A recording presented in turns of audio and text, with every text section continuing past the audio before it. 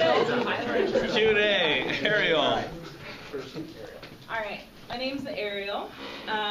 So the outgoing vice president did a really good job with working with diverse groups on campus.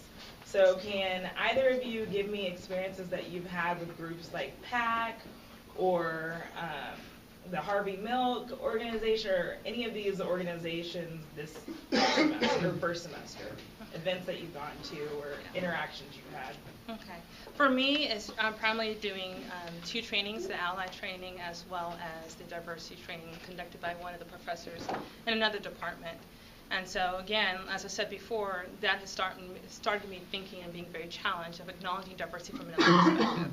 I'm used to being the only black girl in most of areas. I studied in Spain. I was the only one of 3 black girls at the university in Sevilla. And so I'm always aware from one perspective, but really understanding other perspectives of how diversity is viewed. So it's a lot more dynamic of a conversation. And so I'm eager to continue to explore that further.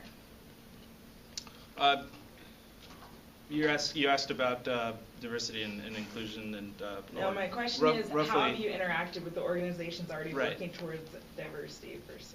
So a lot of that has been attending these trainings, attending these lectures, really kind of branching out onto topics that I don't necessarily spend time actually following. So you see these lectures, you see these seminars, and you think, well, that sounds cool. I want to know more about that. I want to do ally training. I want to do disability inclusion training.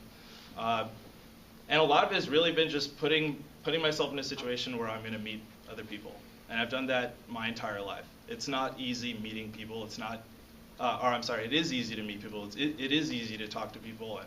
And I think, that it comes naturally being able to do that. And so a lot of that really has been, being on the student life committee puts you in a wide range of perspectives and diverse thought processes. And a lot of it has been really just kind of spending the time trying to talk and meet with people here, because that's part of my issue is how do we get these other guys who clearly are capable, clearly intelligent, clearly competent, but don't want to speak up or don't feel that they can speak up. So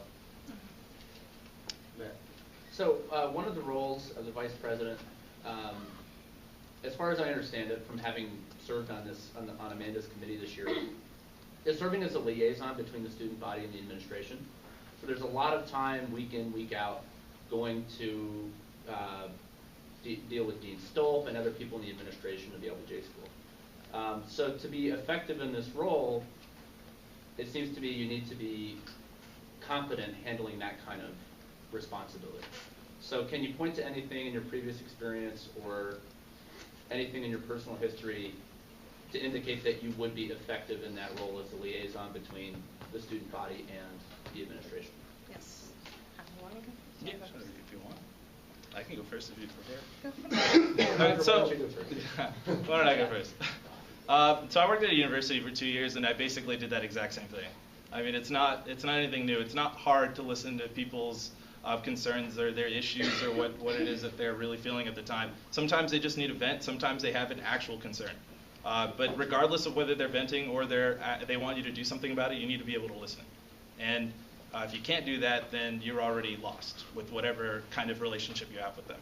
So part of my job was really not even just the students, but also even the graduate students, because they certainly had their own concerns. And then I had my supervisor, who was the full-on coordinator, and relaying those messages. And not only that, but getting to I guess the crux of what it is that their issue is. Even if it is that venting, because sometimes venting, like you just need to bring it out. But sometimes there is some meat there that needs to be addressed. So I did that with a lot of people, a lot of students and a lot of graduate students. And you'd be surprised. And this goes back to the small concerns, the big concerns. Regardless, they're concerns nonetheless. So you need to follow through on them. You need to follow up. It's easy to talk to you. So prior to me coming to the school, I was actually in the corporate world for 3 years after being in the nonprofit world. And my job was as a consultant. And one of the things that challenged me about being a consultant is you have to have the influence over people you really don't have authority over. And so I had to be liaison between my clients using the product that I used, as well as the demands of the my boss and actually the company at large, along with the product designers, basically, of a computer software system. And so I've learned through that how to hear and listen to all concerns thoroughly, but also how to follow up and being careful what can be promised and what cannot be promised. And one thing I like to do is to make sure that I'll hear everything and I'll present your views as honestly, as clearly as possible, but I won't try to defraud and promise you anything. I want to be actually quite honest and transparent about that. I have a question for Roger and then a question for Nkechi. Given that Daniel is running uncontested for president and he is an IMPAF student and you are an IMPAF student, I'm wondering how you plan to integrate the concerns of the GPS students into your discussions with the administration, particularly when the GPS program will be going under review next year. And then Nkechi, I'm wondering, as someone running for a position that's coming from outside the organization, why you would like to be involved with GPAC next year. Should I just go? Okay. So how to include the GPS students? I think that's something we're all still struggling on now. Really, how do you get them involved? They're already in smaller numbers. On top of that, it's kind of hard to see them. They're generally on the third floor, right? So part of that is really taking it to them. If I need to start going to the third floor to make sure I shake those hands and talk to those people, I will. That's not something I don't already do. Probably too much to the annoyance of a lot of people. So it's really just putting in the effort, making that time. Going back to Matthew here, it's week in and week out. But it's daily, really. It's daily going in every day and talking to somebody. And if that's what it's going to take, then that's what it's going to take. And really start making connections and meeting those GPSers who might be able to spread that a little more into the GPS program. So, there are some that are a little more social with the MPAFers, and if you can get points of connection and then increase those, then hopefully you start to get more of their perspective and more of their concerns, because it's equally as important. Despite them being a small program, it doesn't matter. They're still part of the student body. Okay, I do have a follow-up question to that. Okay, sorry. Go ahead. Oh, so for me, one of the reasons why I want to be a part of GPAC is being able to fulfill one of my objectives here was to learn how to really serve and be a change agent when it's not necessarily easy. When I came from a lot of Q&As prior to coming to the school, and since then, I've heard a lot about changes, how slow changes can be. And so that's how the real world is. And I really have a strong desire to be in that slow but systematic and persistent part of the change process. And so that's.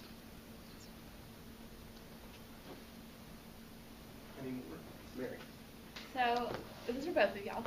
You both talked about reaching out to those students who, whether GPS or not, aren't super active in whether it's GPAC or attending events or really not making their voices heard. Can you give some concrete examples about how you will try and reach out to those students? Because so far we haven't had a lot of success.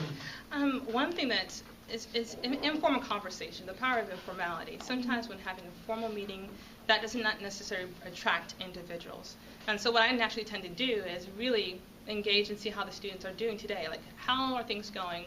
And just see where the conversation leads. I'm not going to say, do you have an issue? Do you have a problem? Some people are not going to tell you a problem if you direct it that way. But being able to start engaging within the classroom and hopefully being able to start tasking other people for the same thing.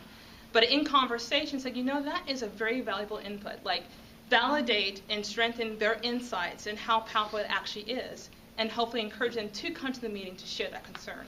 But if they feel uncomfortable in doing so, then I wouldn't mind, or anyone else who's willing to share that information to bring to the meeting. But start really empowering and validating those who do have a voice, and some people are still actually learning, unfortunately. Not unfortunately, but it's just part of the growth process. We all have our opportunities to grow. But there's some people who are a little bit more quiet, but have very, very powerful insights. To that end, I think a lot of us are using social media sites, so I'm hoping that we can tap into stuff like that to really kind of specify who it is that we need. And if I start to feel like there's a lag or there's a lag in the amount of GPSers that we have, then perhaps it's the way that we're communicating the message. And so finding different ways to communicate that. Part of it is these informal conversations that Nkechi is talking about. which are a little troublesome at times because, you know, like she said, some people are shyer. But that doesn't necessarily stop people from understanding issues and concerns. And really, it's sometimes those candid, off to the side moments where you're like, hey, I heard about this. Mind telling me about it? And it's not necessarily about being aggressive or abrasive in addressing those concerns, or do you have an issue? Not about being in your face, but really, what's everybody doing today? What's going on? Hey, it's good to see you. I haven't seen you in a while. What's up? Those are easy things to do. That I'm not saying that anyone's not doing them now, but it's also about being able to be approached and really having that sort of style that it's okay to come to somebody and know that it's not going to turn into, oh, well, so-and-so said this, right? So-and-so, like, come on, no, it doesn't even need to get to that. So in terms of concreteness, though, those are the two that are quite valuable. Thank you. One more. This is a serious question. Would you rather fight one horse-sized duck or 100 duck-sized horses? Wait, hold on. Okay, we're gonna do 30-second max on this. One horse-sized duck or 100 duck-sized horses? Yeah. Ducks. Oh, 100 duck-sized horses. Yeah. All right, that's a response. I'll do Just that. kick them. All right.